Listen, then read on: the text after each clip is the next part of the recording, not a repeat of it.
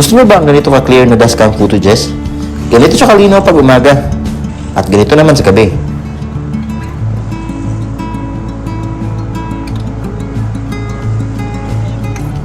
Check nyo itong 70mm-A200 dashcam. Roll intro.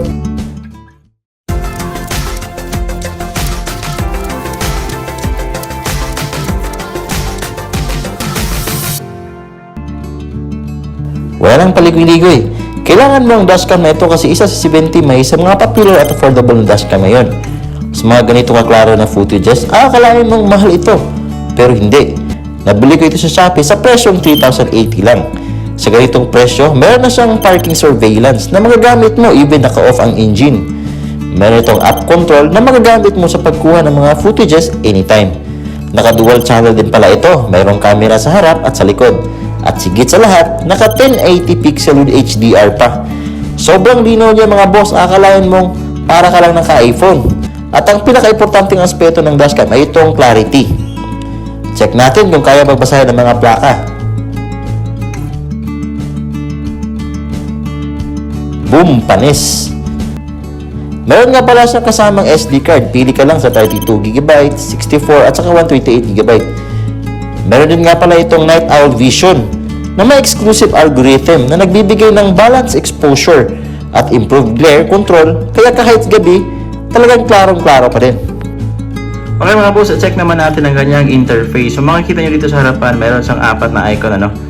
Dito, ang isa, microphone for audio, itong flag for emergency recording, itong box for album, or kung saan mo kunin yung mga footages. Ito naman is yung setting. Dito sa taas, makita mo, naka-record siya. Tapos dito naman, naka-off yung wifi. Tapos dito, andito yung date, time. So, simula tayo dito sa settings. Ito naman yung pinaka-importante. Sa settings, guys, mga boss. So, unang pindot mo, papupunta ka sa video settings. So, bisitahin lang natin. Okay? So, meron ditong video storage, resolution, down lang natin. Recording duration. Okay. So dito, visit nyo na lang. Sa video storage kasi, makita mo kung anong klase yung quality na i-store mo. Naka-high compression ba or low compression. Sa akin naman, naka-high compression lang siya mga boss na. Okay, back natin. Sa resolution, ito yung isa sa mga importante din. Pwede mong iset sa 60 frame per second or sa HDR talaga. So, sa akin, okay na ako sa 1080 tapos 60 frames per second. Back natin sa recording duration naman, pwede nyo i-record kung ilang minutes, basta sa 1 minute, 2 minutes, 3 minutes, depende sa iyo.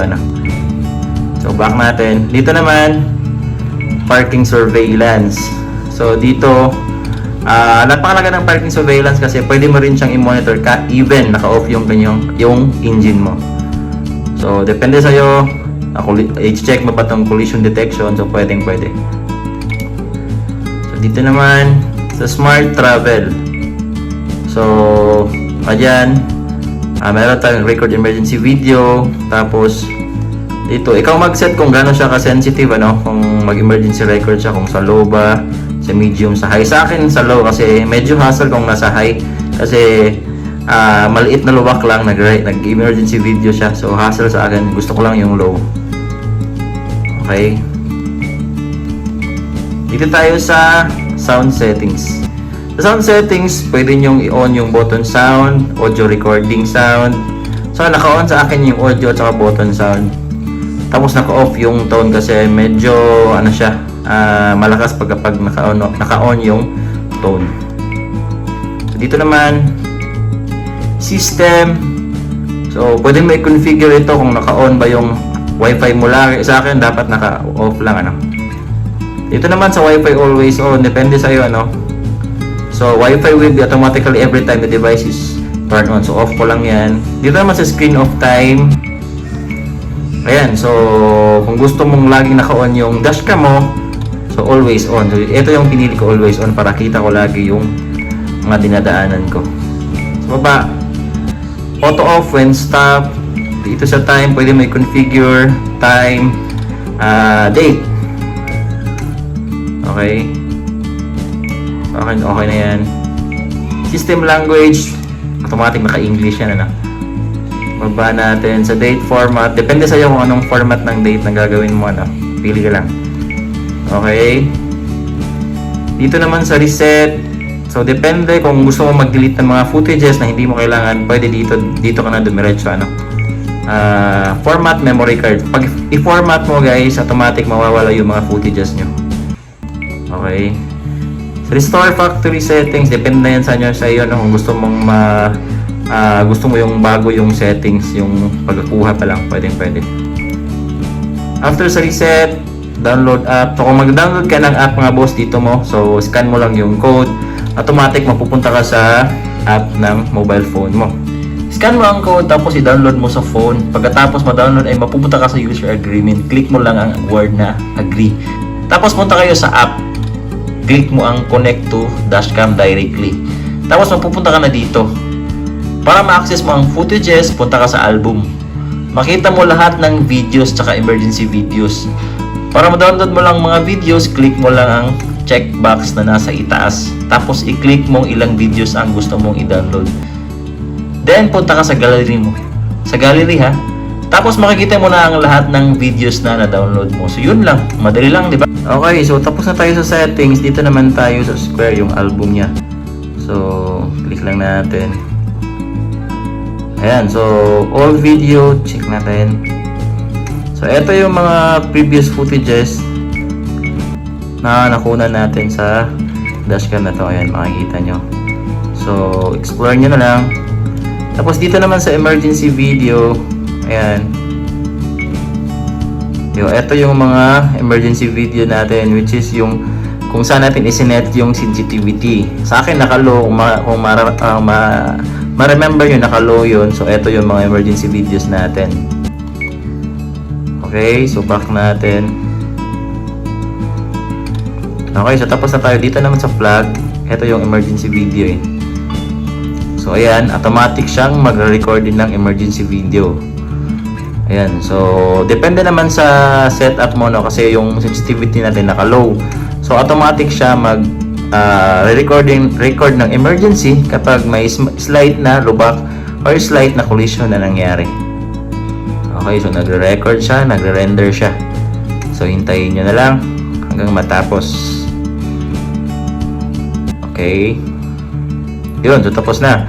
Dito naman, ang last is yung itong microphone or ang audio natin. Kapag i-click natin yan, so pwedeng i-off ang yung audio, naka-off yan, tapos click natin kung on. Ayan. Napaka-simple yan mga master. Yung mga needed na apps lang talaga o specs sa dashcam is nandito na. So imagine, eto, ang dami niyang features. Usually kapag may ganito ang features kasi, nag-range yung mga price ng 5,000 up. Pero dito sa 70 Mai A200 is nag-range lang siya ng mga 3,000. Tapos hindi na compromise yung kanyang video quality, as in napakalinaw niya mga boss, no?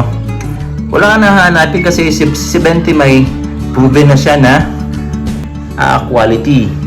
Tapos ang linaw pa ng kuha. Ayan, kita nyo. Naka cellphone mo. Tingnan natin yung yung mga kuha niya sa cellphone, si view natin. Okay, so napakalinaw, makikita nyo. So yan yung kuha natin sa araw, tirik ang araw. Ito naman yung kuha natin sa makulimlim na panahon. Yan yung hapon. At saka yan yung kuha niya kasi pag gabi. So napakalinaw niya mga boss, kitang-kita yung mga plate numbers. Ayan, no.